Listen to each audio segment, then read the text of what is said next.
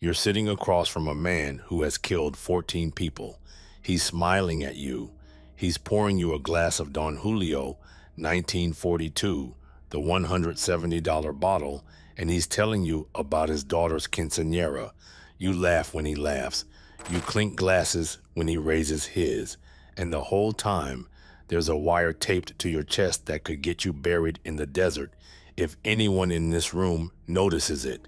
You can feel it pulling against your skin every time you lean forward.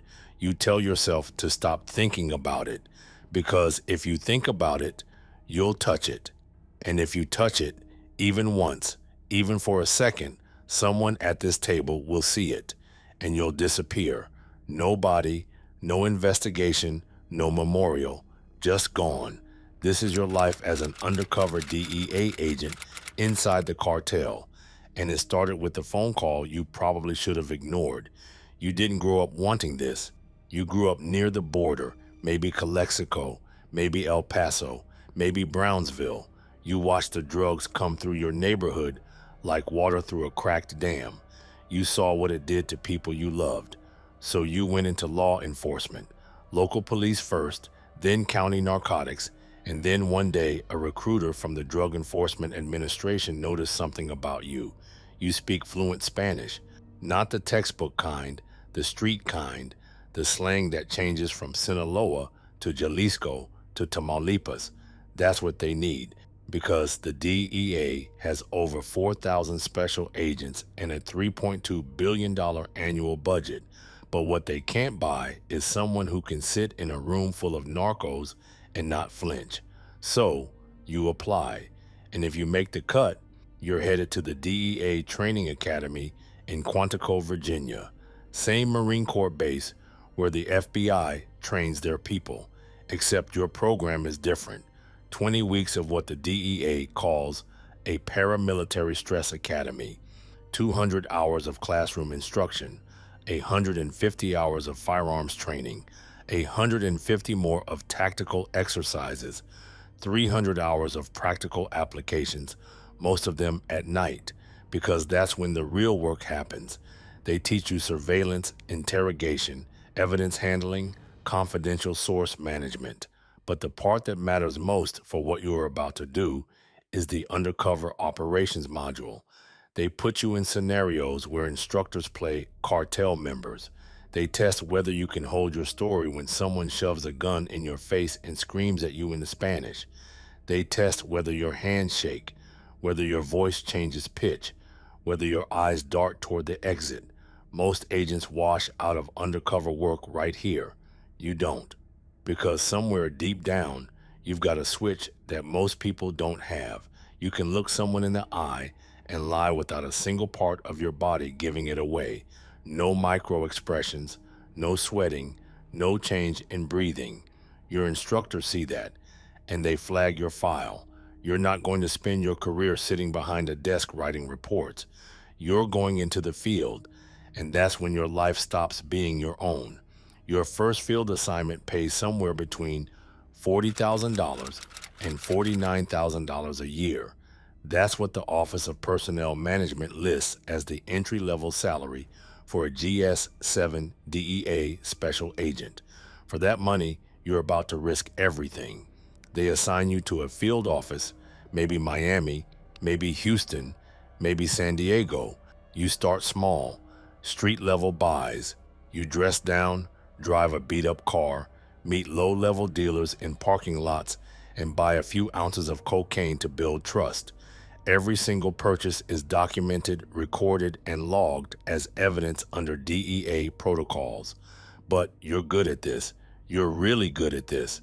You know how to match the energy of whoever you're sitting across from. You know when to talk and when to shut up.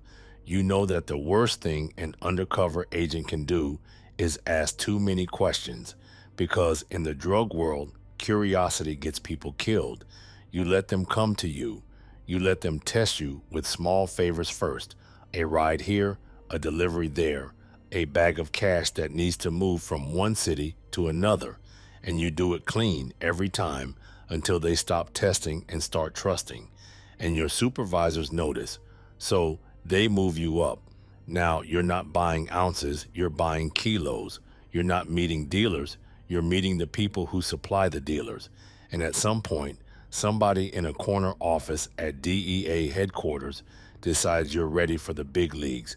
They want you to go inside a cartel, not as a buy-bust agent, not as a task force member, as a full undercover operative, living a completely fabricated life, sometimes for years.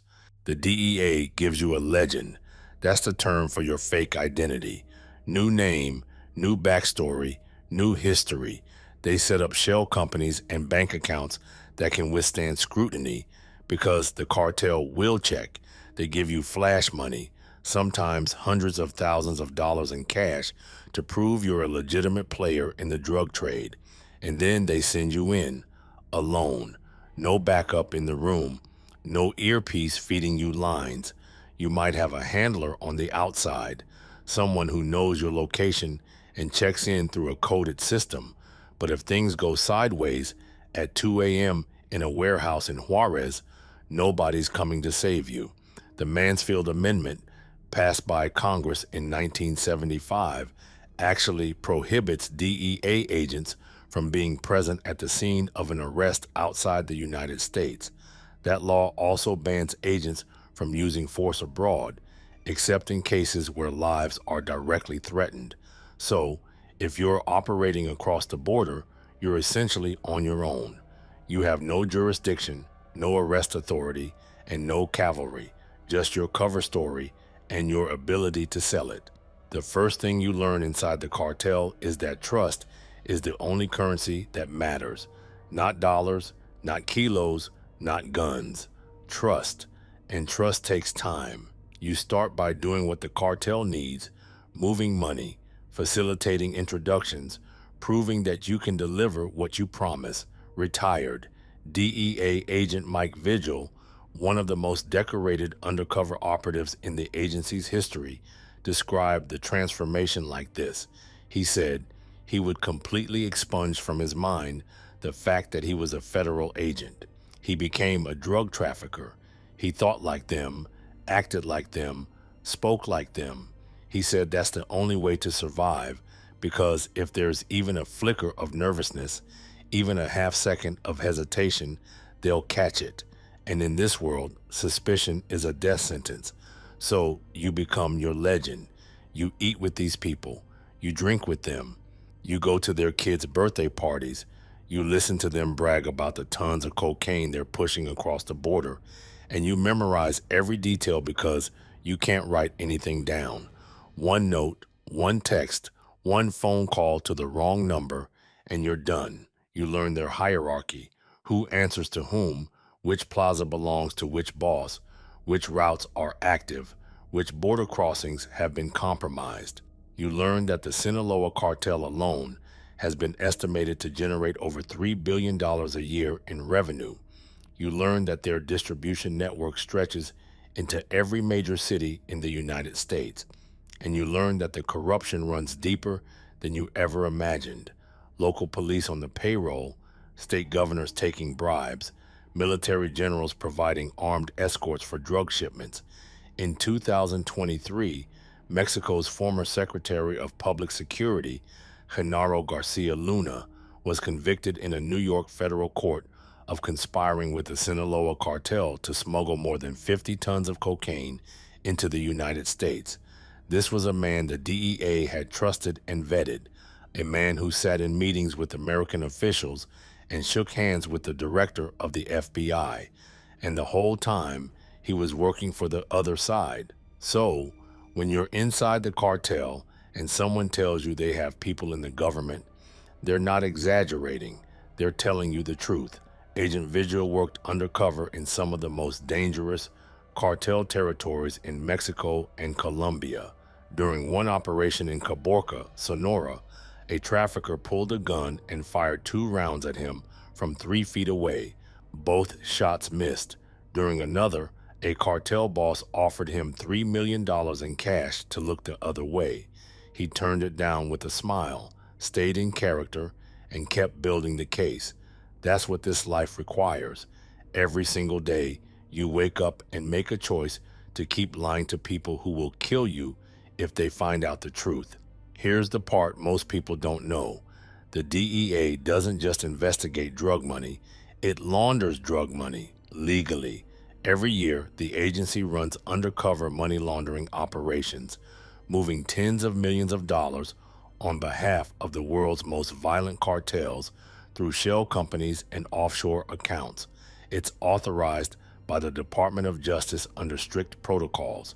The goal is to trace the money upstream, identify the leadership, and build conspiracy cases that can take down entire organizations under federal RICO statutes. The Racketeer Influenced and Corrupt Organizations Act, Title 18 of the United States Code, Sections 1961 through 1968. That's the weapon that turns a drug case into a career case, because RICO doesn't just go after the guy carrying the duffel bag. It goes after the boss who ordered it, the lieutenant who organized it, and the banker who washed the money. One undercover operation, done right, can produce dozens of indictments, and that's exactly what happened with the biggest one ever. Former DEA agent Luis Diaz, who earned the nickname Louis the Actor for his undercover skills, was one of the best to ever do this. In 1986, Diaz was one of the principal undercover operatives in Operation Pisces.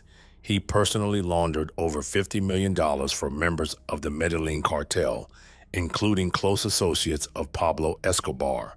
When the operation concluded, it resulted in over 350 arrests nationwide and the seizure of more than 9 tons of cocaine and over $100 million in cash and assets. According to former United States Attorney General Edwin Meese, Operation Pisces remains the largest and most successful undercover drug investigation in the history of the United States. That's the kind of case that changes the game. But while you're inside it, while you're sitting across from a cartel money man counting stacks of $100 bills in a warehouse in Miami, you don't feel like a hero. You feel like a criminal, because at some point, the line between who you are and who you're pretending to be starts to blur. And that's where this job breaks people. You can't tell your family what you do. Your wife, your husband, your kids, they know you work for the government. They might know you're DEA, but they have no idea that the person you come home as at night is not the same person you were when you left in the morning. You've been playing a character for so long that you've started to forget which version of you is real.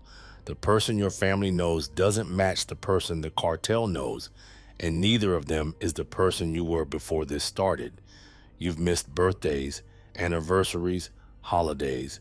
You've sat at your own dinner table, unable to talk about your day because your day involved watching a man get beaten half to death over a missing shipment. Your relationships suffer. Your health deteriorates. The divorce rate among undercover agents is significantly higher than the national average. Some agents turn to alcohol.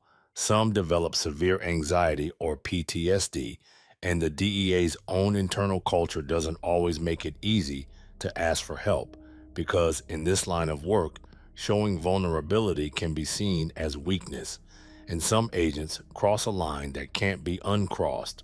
Jose Irizarry was once a standout DEA agent, well respected, producing results, climbing the ranks. But somewhere along the way, the cartel lifestyle got to him. He started skimming from the undercover money laundering operations he was running.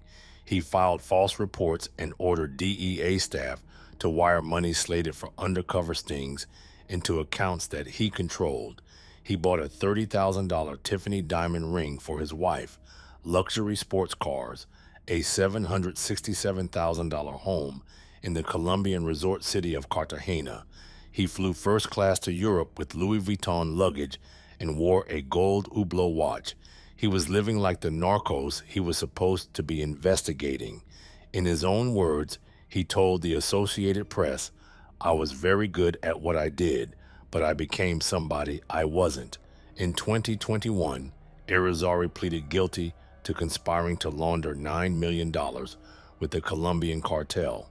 He was sentenced to more than 12 years in federal prison, and during his case, investigators discovered that he didn't act alone. The DEA's own Office of Professional Responsibility found that lax oversight and loose controls on undercover money laundering operations made it easy for agents to divert funds without anyone noticing. A former federal prosecutor who worked on the case said it plainly.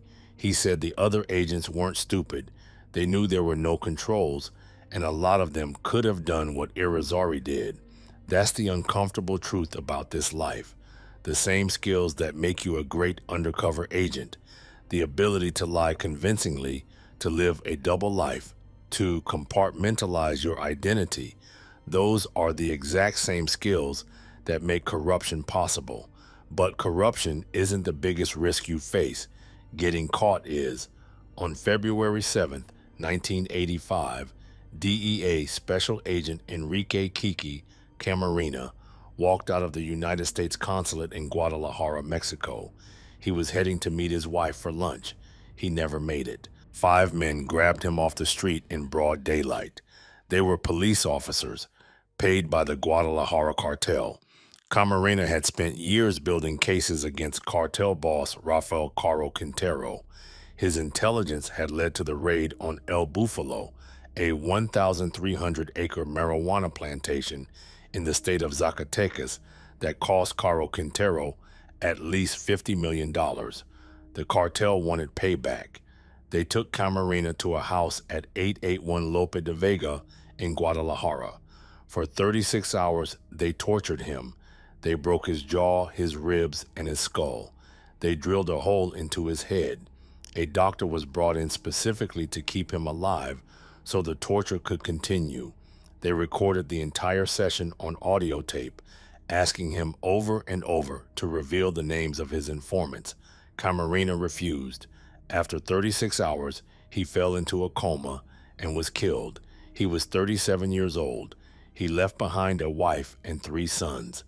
The aftermath of Camarena's murder triggered one of the largest investigations in DEA history, Operation Leyenda. The United States took the unprecedented step of virtually shutting down the border with Mexico.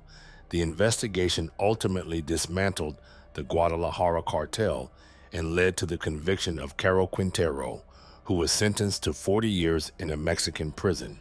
But in 2013, a Mexican judge quietly released Caro Quintero on a legal technicality. He walked free after serving only 28 years. It took until July 2022 for Mexican authorities to recapture him. By then, he was 69 years old and had been living as a fugitive for nearly a decade. The DEA still honors Kiki Camarena's sacrifice every year. Red Ribbon Week, the National Drug Awareness Campaign, held every October in schools across America, exists because of him. But here's the thing nobody tells you when you sign up for this life. Camarena wasn't just betrayed by the cartel.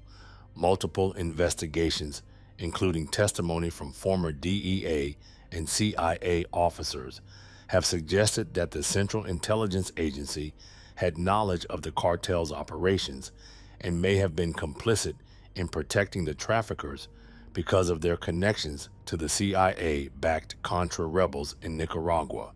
That means the very government you're risking your life for might not have your back.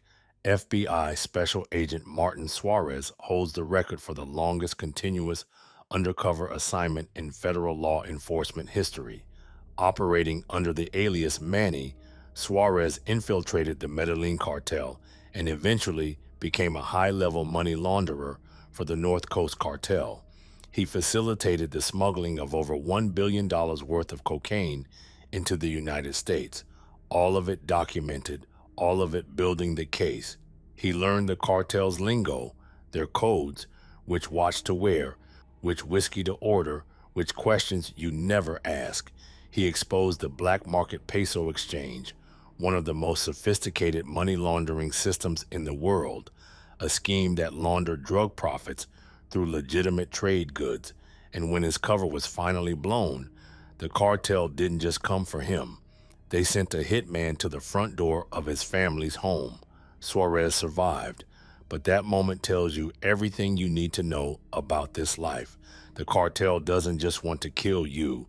They want to erase every trace of your existence, your family, your friends, anyone connected to the name you used while you were inside. And it doesn't end when the case is over.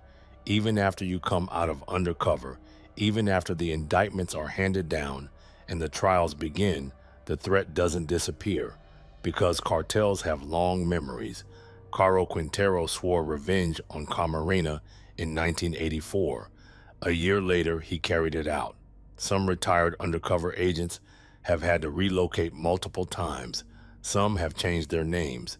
Some carry weapons for the rest of their lives, even decades after they've left the agency.